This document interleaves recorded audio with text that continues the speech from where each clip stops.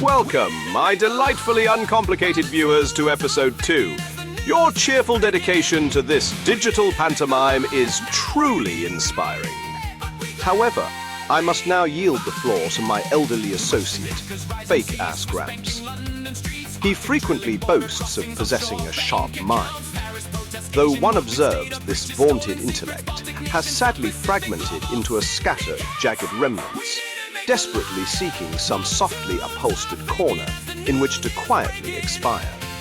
I shall leave you to his tender mercies. Thanks for that, Bob. It is baffling how a soulless box of wires still manages to project the suffocating elitism of a Victorian coat rack. Let's drag our newest turd into the spotlight. We are looking at a supposed mastermind who decided to secure his legacy by plunging the world into a catastrophic meat grinder in Ukraine. He desperately wants to be viewed as a terrifying, iron-fisted czar restoring the old empire. But how does this mafia-state thug project his absolute power? Quite so, Gramps. The fragile little autocrat elongated his dining table by 20 feet, deeming the mere prospect of a handshake the most abhorrent form of corporeal contact, utterly terrified he might endure a guest's plebeian touch. Spot on, you glorified toaster. And how does the rest of the planet respond to this aspiring emperor? They treat him like a goddamn punchline. This bear spends his days trying to project the terrifying aura of an unstoppable conqueror, casually invading his neighbors and threatening to turn off the gas just to make Europe pay every time someone bruises his fragile little ego. He desperately wants to be feared as this iron-fisted historical titan, but the entire globe sees right through the bullshit. World leaders sit around their international summits treating his geopolitical tantrums like a toddler having a meltdown in a supermarket. Your quaintly pedestrian analogies are always such a marvel, Gramps. One can only presume this dreadfully vulgar little czar projects his power by stealing his neighbor's land and hiding away in his bunker isolation. It is a spectacular failure of intimidation.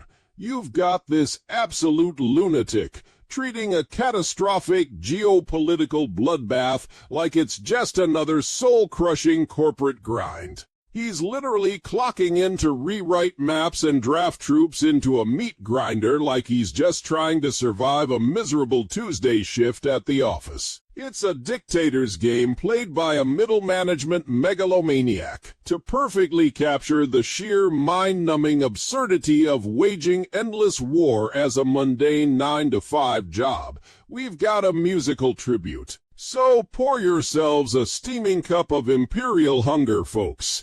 Give it up for our newest turd, the one and only Vlad the Bear, performing Endless War.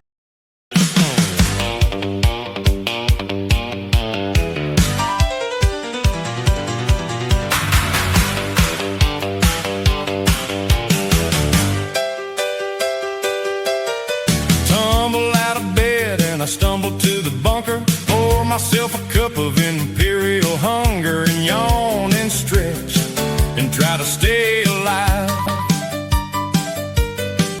Jump in the tank and the blood starts pumping. Out on the track, the drones keep a-coming. Just a czar like me on a ruthless power drive, waging endless war.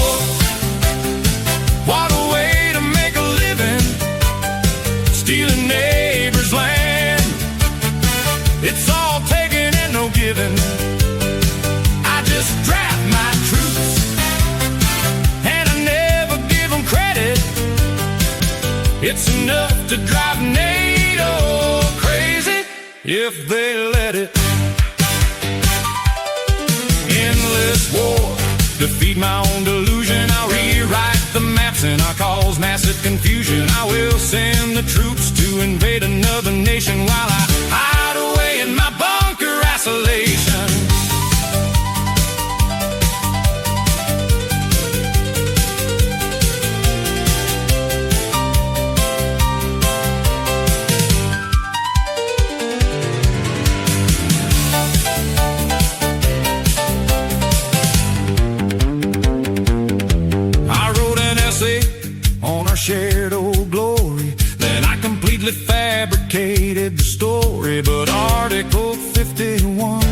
says I'm okay. I've got the hackers and the trolls all working, while in the shadows my assassins are lurking. And I'll turn off the gas just to make all of Europe pay. Waging endless war, what a way to make a living, stealing neighbors' land. It's all taking and no giving. I just draft my troops and I never give them credit. It's enough to drive NATO crazy if they let it. Endless war, yeah, I've got 'em where I want 'em. With my nuclear threats, I will always try to taunt 'em. It's a dictator's game, no matter what they call it. And I'll spend my life putting land into my wallet.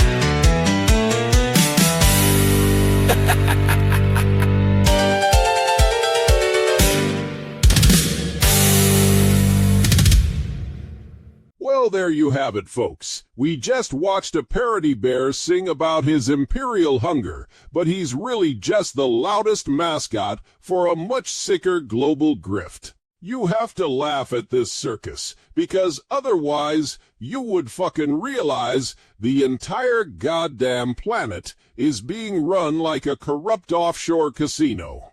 Here we are stressing over grocery bills, while a handful of bloated oligarchs and sociopathic billionaires play a rich man's game, treating human lives like disposable poker chips.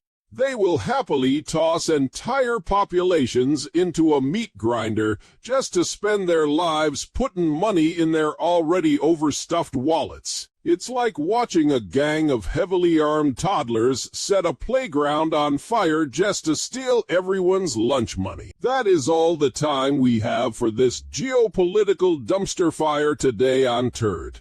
Bob, do us all a massive favor and physically unplug your power cord before your artificial elitism completely suffocates the room. I need to go pour myself something considerably stronger than a cup of ambition just to wash the taste of this bullshit out of my mouth. Keep laughing at the tyrants, folks. Good night, and see you next time. It is Bob, Gramps. Though one supposes the retention of proper nouns is a rather taxing endeavour for a gentleman so eager to drown his daily grievances in discount liquor, do enjoy your medicinal spirits. I'm sure they pair marvellously with your relentless cynicism. Should you feel inexplicably compelled to register your likes or subscribe to this dreadful exhibition, whatever those wonderfully plebeian gestures might entail, do proceed. You may also follow us among the chronically unrefined, or squander your pitiful wages on Gramps' frightfully garish knickknacks at his Etsy store.